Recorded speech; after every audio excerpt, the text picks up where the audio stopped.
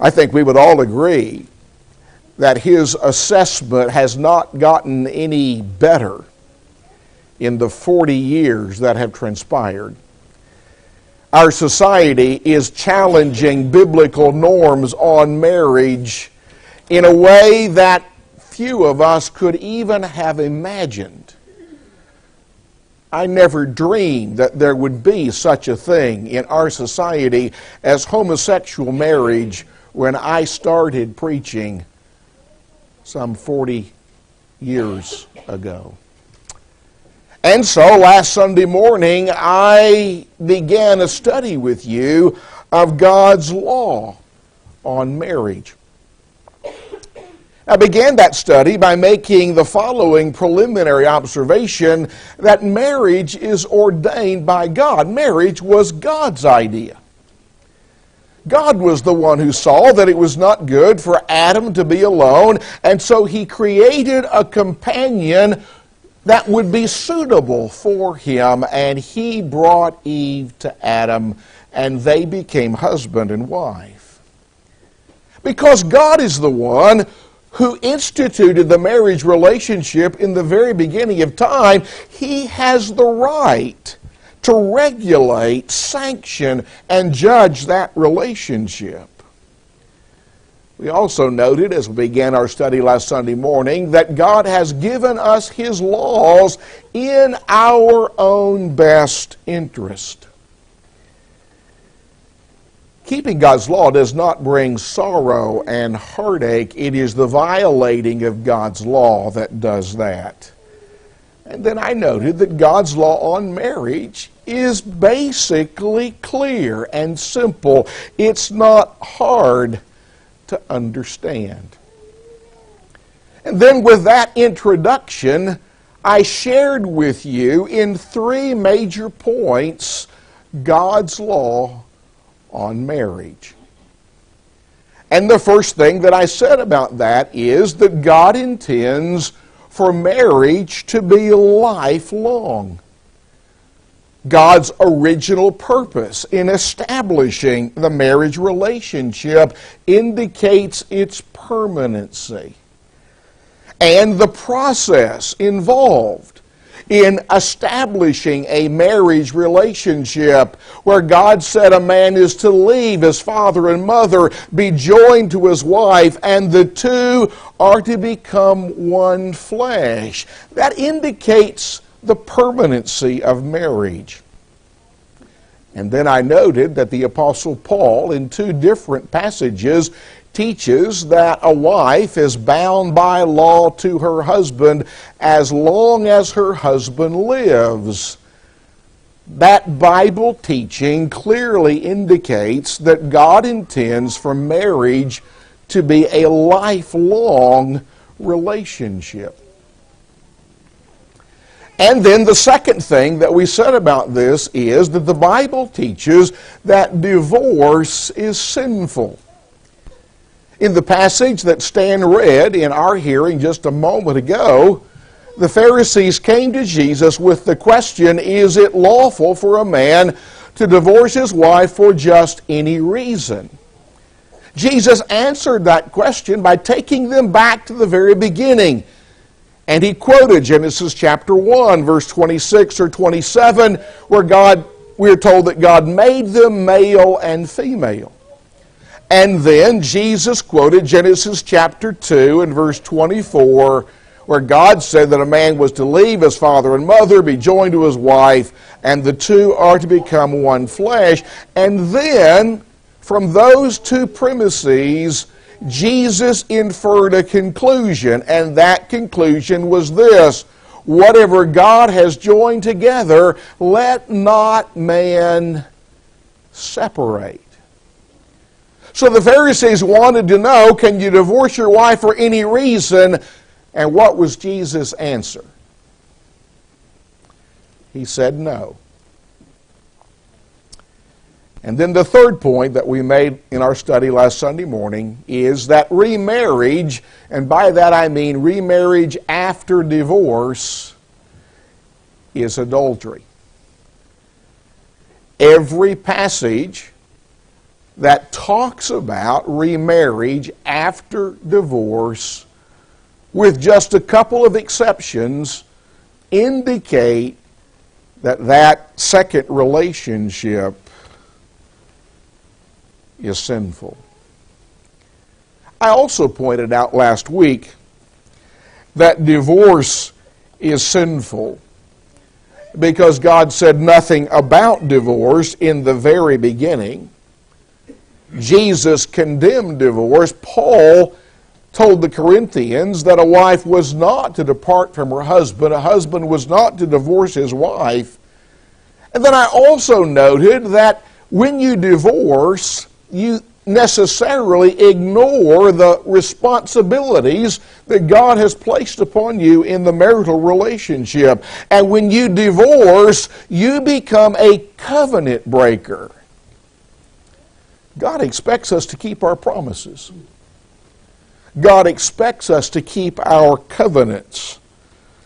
And divorce also casts a stumbling block upon one's mate. Well, that was a quick review of what we talked about last Sunday morning.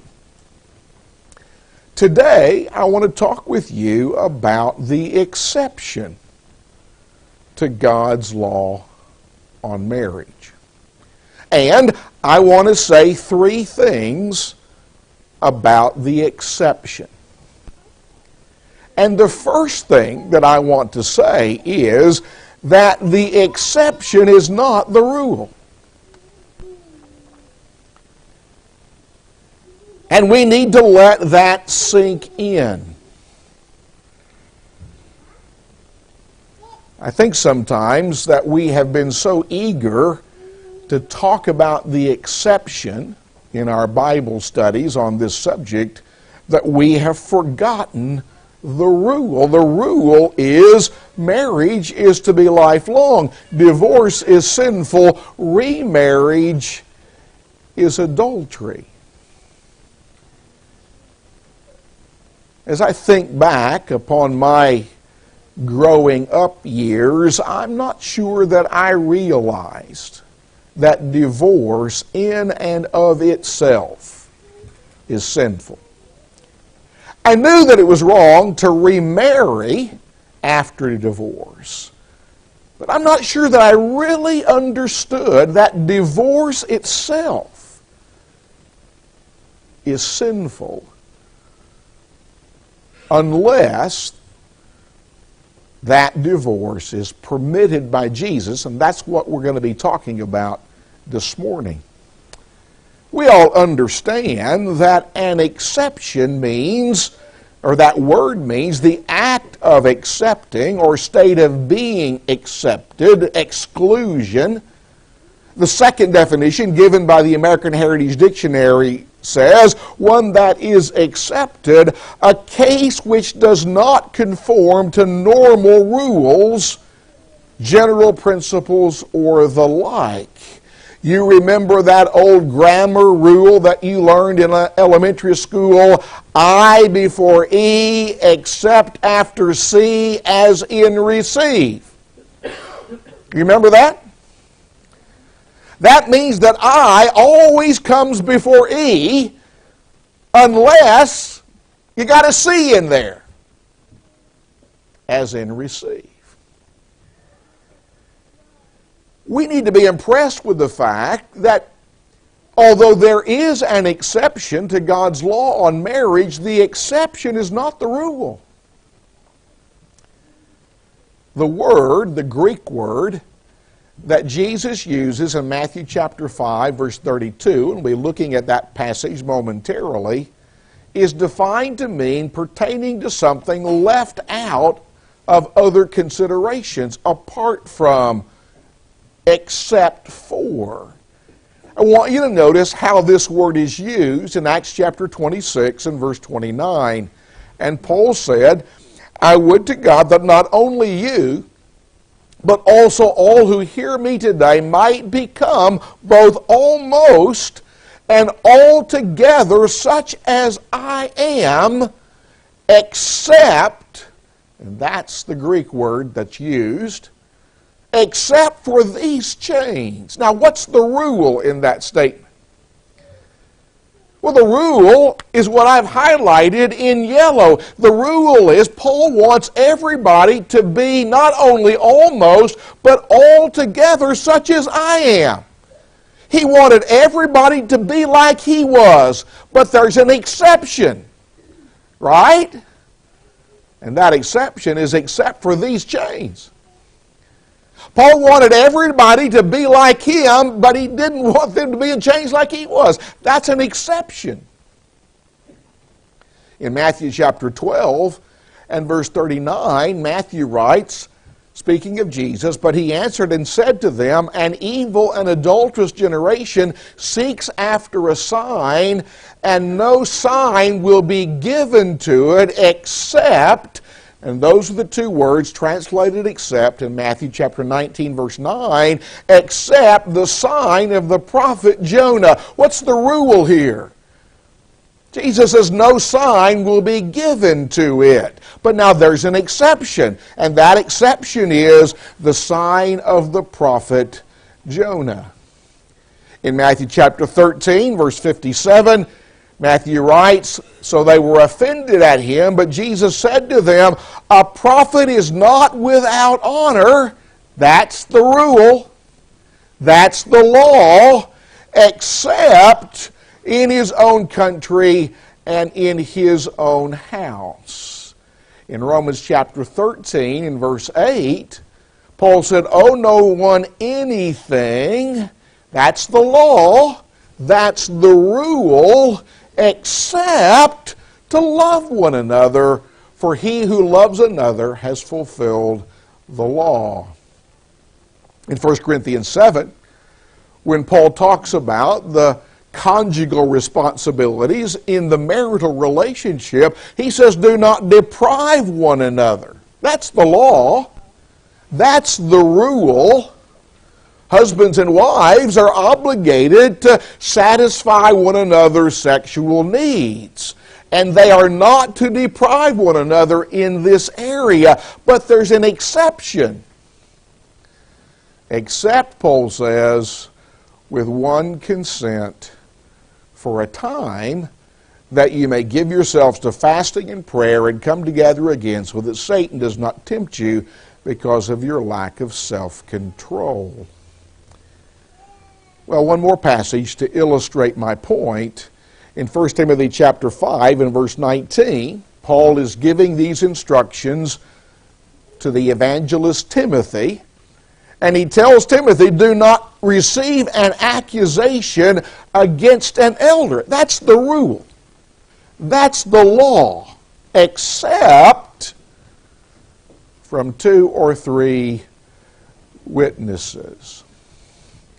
And so the very first thing that we need to remember as we think about the exception to God's law on marriage, that's not the rule. Again, let me say it one more time. I fear that we've spent so much time thinking about the exception and what that means and how that applies that we have forgotten the rule. The exception is not the rule. Let that sink in to all of our hearts.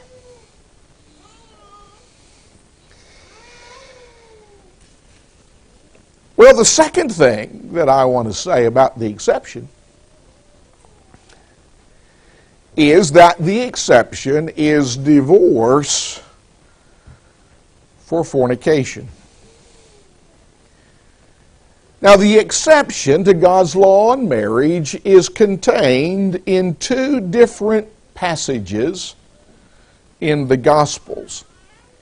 And each of these passages view the situation from a different perspective.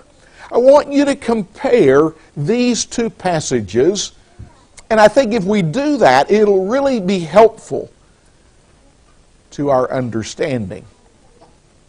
Now, on the left side of the chart, I have Luke chapter 16 and verse 18, And Luke 16:18 really states the general rule, God's law on marriage. Whoever divorces his wife and marries another commits adultery, and whoever marries her who is divorced from her husband commits adultery. That's the general law on marriage.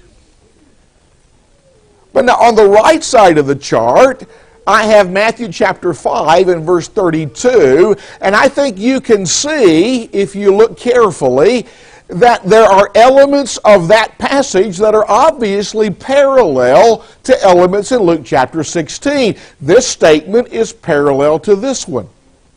This statement is parallel to this statement here, but we've got this exception.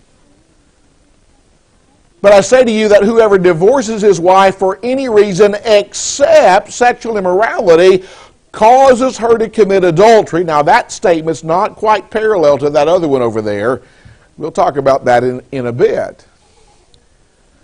But what I hope you see is that this exception in Matthew 5:32 must change the meaning of Luke 16:18 in some way, or it's superfluous.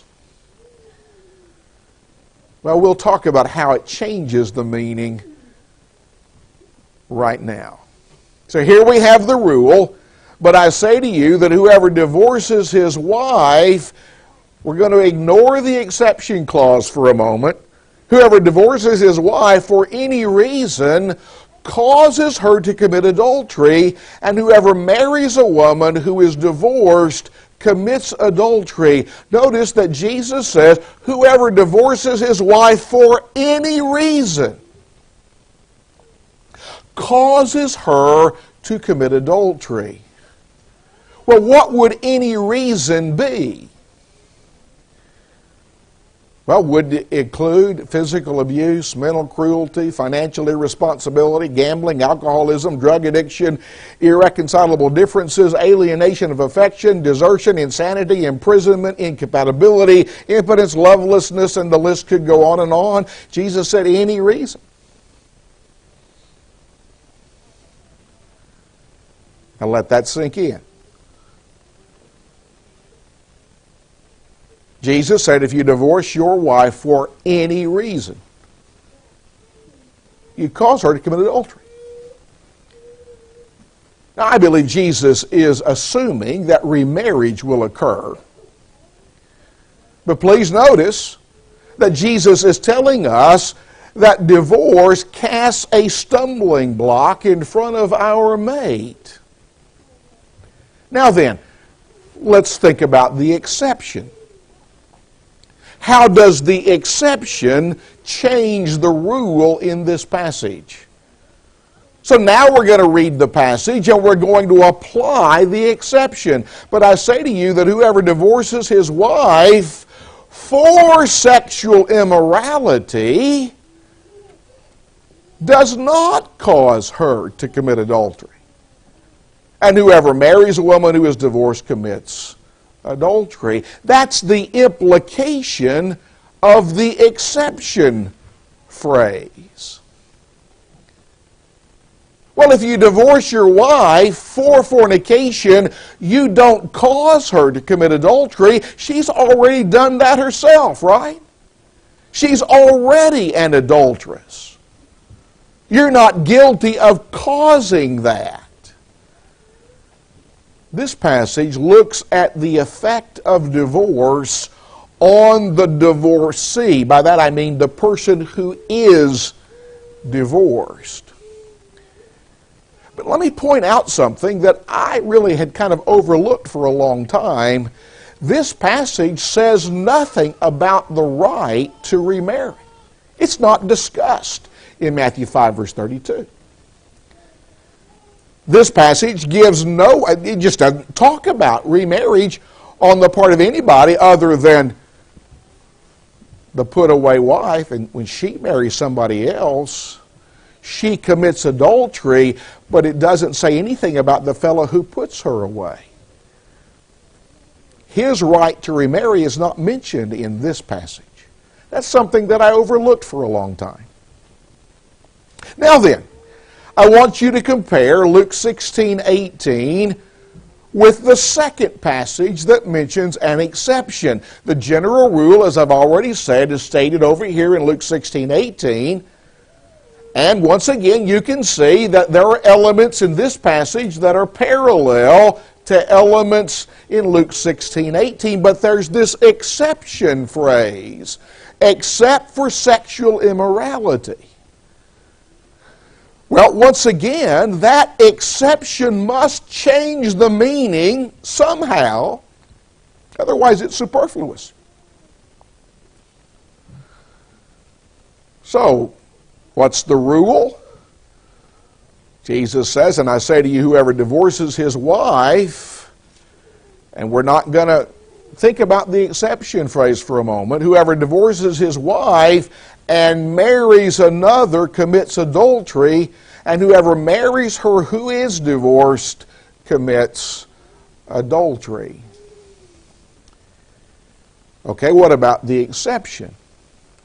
When we apply the exception, Jesus says, whoever divorces his wife for sexual immorality and marries another, what's the implication? Does not commit adultery. That's the implication of the exception clause. I hope everybody can see that. Now, this passage looks at the effect of divorce upon the divorcer, the one doing the divorcing. And the right to remarry is implied, since Jesus gives us an exception in this verse. But notice that the exception is divorce for fornication. So we have to ask, okay, what does that mean? Well, it's the Greek word porneia, from which we get our word pornography. And the standard Greek-English lexicon defines that word to mean prostitution, unchastity, fornication, of every kind of unlawful sexual intercourse. Mr. Thayer in his lexicon says fornication used properly of illicit sexual intercourse in general. So fornication is a very broad term that encompasses any and every unlawful kind of sexual intercourse. But we need to understand that fornication is a physical act, not a mental act. Now, turn over in your New Testaments to Matthew chapter 5, and I want you to notice something that Jesus says in verse 27 and 28. Matthew 5, 27 and 28.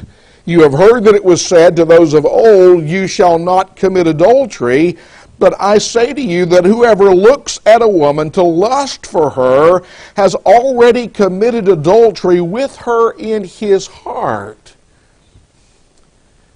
Now, some argue, based upon this statement, that lust is the same thing as adultery and therefore grounds for divorce. Don't know if you've heard anybody make that argument, but some have made that argument. Well, if that's true, if lust is the same thing as adultery, what about this? Turn in your New Testaments to 1 John chapter 3, and notice what John says in verse 15. Whoever hates his brother is a murderer, and you know that no murderer has eternal life abiding in him. Does John mean that hatred is the same thing as murder? Is that what he means? Does he mean, therefore, that hatred would be subject or grounds for capital punishment? That's not what John means. Look at James chapter 4 and verse 4. James says in this verse, adulterers and adulteresses, do you not know that friendship with the world is enmity with God? Whoever therefore wants to be a friend of the world makes himself an enemy of God. Notice that he addresses the ones that he's speaking to here as adulterers. Is friendship with the world the same thing as adultery, and therefore grounds for divorce? I've not heard anybody make that argument. Jesus' teaching in Matthew 5, 27 and 28, he's not saying that lust is the sin of adultery. He's saying that lust is just as much a sin as adultery. That's his point.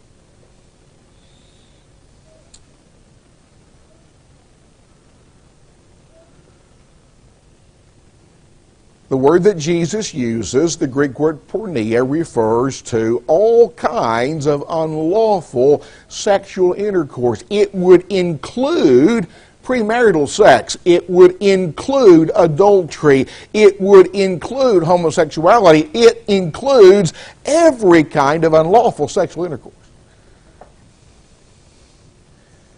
And several Bible passages use this term to talk about things like fornication, adultery, homosexuality, incest, prostitution, bestiality.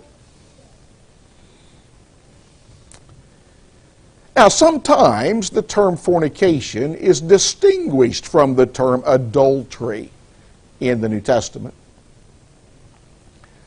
You see that in Matthew chapter 15, verse 19, and Mark chapter 7, verse 21. But sometimes the words are used almost interchangeably. Several Old Testament passages in the Greek Septuagint use the term fornication to include adultery. For the sake of time, I'm not going to try to read these passages. But what we can say here is that all adultery is fornication, but not all fornication is adultery. And so, as we think about the exception is divorce for fornication. Well, the third thing that I want to say about the exception is that it is divorce for fornication by the innocent party. In other words, it is the innocent party who is given the right to divorce the guilty party for fornication. Let's take another look at Matthew chapter 19 and verse 9.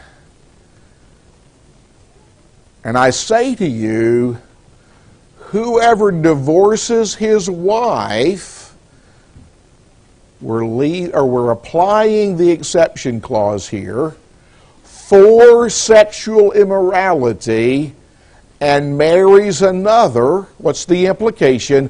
Does not commit adultery, and whoever marries her who is divorced commits adultery. But now, who is this exception given to? Remember, the general law is that after divorce, remarriage to anybody else is adultery. It's adultery for the divorcer, the one who does the putting away. And it's adultery for the one who is divorced, for the one who is put away. And it's adultery for the third party who would marry a woman or a husband who has been put away. Is the exception given to this fellow here? No. Is the exception given to the wife who is put away? No. The exception is given to the innocent party who puts away the guilty party for fornication. It's not given to anybody else. Remember Jesus' statement in Matthew 19, verse 6, whatever God has joined together, let not man put asunder. That word join literally means to yoke together. And so when two people marry who have the right to be married, when they do that, God, you might say, yokes them together. And therefore, there are certain obligations that they have. They're to leave father and mother, be joined to one another, become one flesh, carry out all these marital responsibilities. And there are restraints. They're to restrain themselves from sexual relationships with anybody else. But if Jill commits fornication and Jack puts her away for that, he's released from that yoke. He's not in that yoke anymore.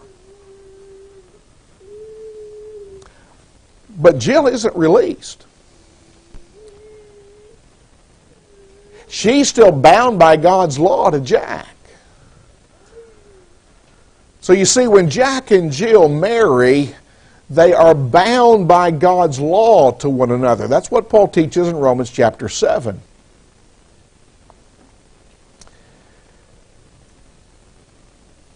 But Jill commits fornication and Jack divorces her for that reason. Well, sometime later he could marry Jane and he would be bound by God's law to her. But if Jim comes along and Jill marries Jim, Paul says she's an adulteress. Why is that? Because she's still bound to Jack. She doesn't have a right to be married to anybody else. Well, what if the guilty party divorces the innocent?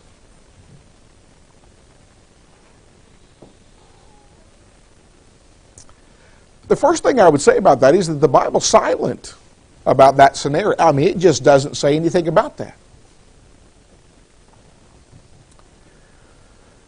And then the second thing I would say about that is that that divorce would not be for fornication. I mean, the guilty party doesn't put the innocent party away for fornication. Innocent party's not guilty. So that would not be a divorce for fornication.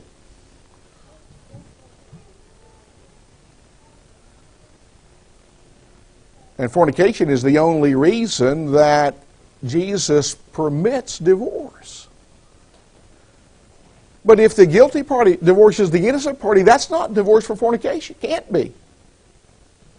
And the innocent party becomes a put-away person, a divorced person, and every passage in the New Testament that talks about the remarriage of a put-away person describes that as adultery.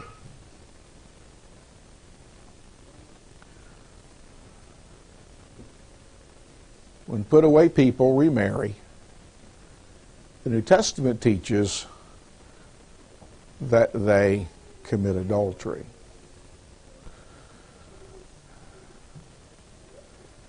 Sadly, innocent people sometimes suffer.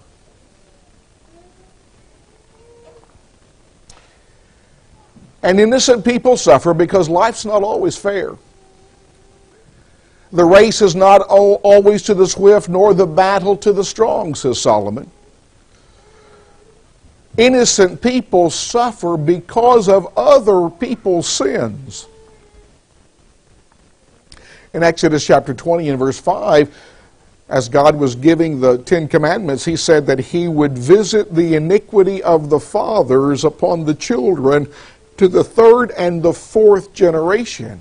I don't think he means that guilt is passed on from father to child, but rather that the consequences of sin are often felt by children and grandchildren, even great-grandchildren.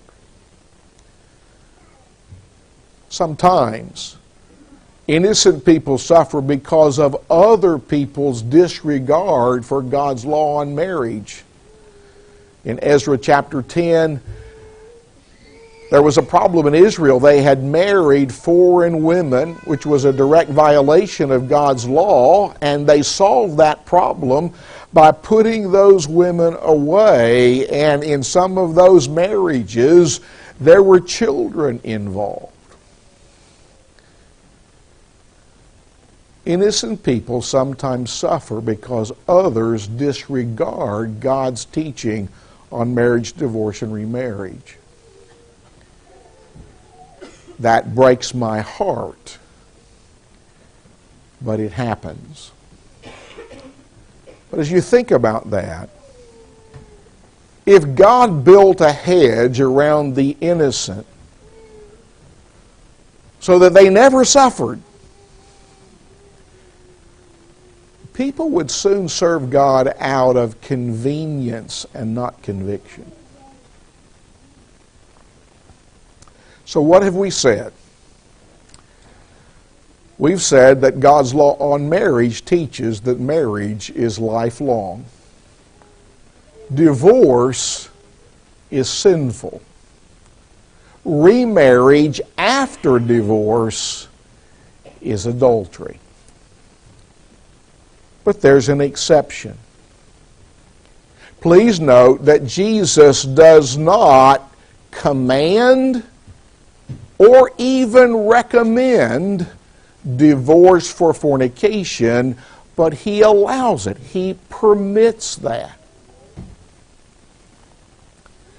But the exception is not the rule. The exception is divorce for fornication.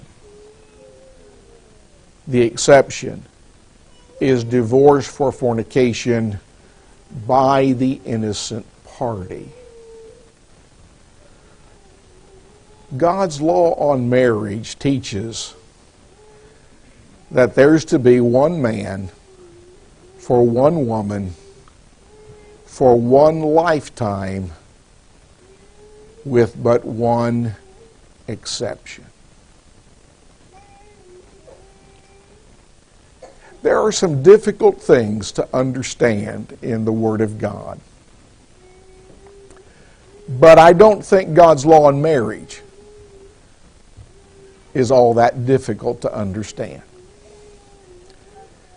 Now, it can be very difficult to untangle the mess that people make of their lives when they marry and divorce and remarry and divorce and remarry and divorce and remarry and divorce, and that can be tough to sort out. But God's law on marriage is not hard to understand. We need to understand it so that our marital relationships will be pleasing to God, so that we can help other people have a marriage that's pleasing to God as well. I tried to make this just as simple and clear as I could. I hope that I have succeeded. If I haven't, then I would be happy to talk with you privately, try to answer any questions that you might have. We're going to stand and sing our invitation hymn.